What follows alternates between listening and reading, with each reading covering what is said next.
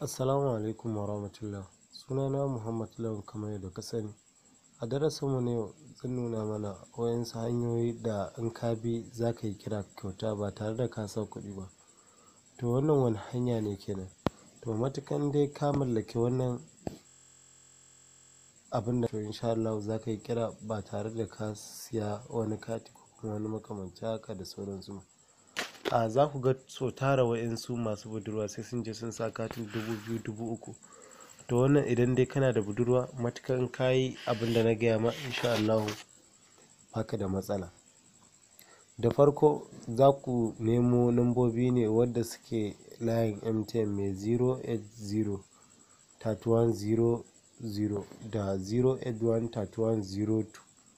Bari dai nuna muku abin kamar haka. Da farko dai idan ka riga ka siyo layin za ka zo ka shiga wajen kiranka ne kamar haka.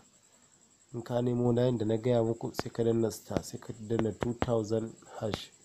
Wancin ka danna star 2000 hash sai ka yi daidai. Na manta bari nuna muku akan wannan akan MTN. Za ka sa star 2000 hash. Wancin idan ka sa star 2000 hash za ka yi daidai.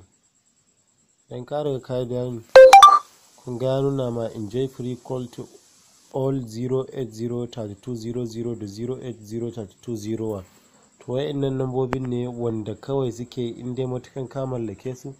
To in ka mallake su idan ka zo ka danna wannan lamban sai ka zo ka danna 1.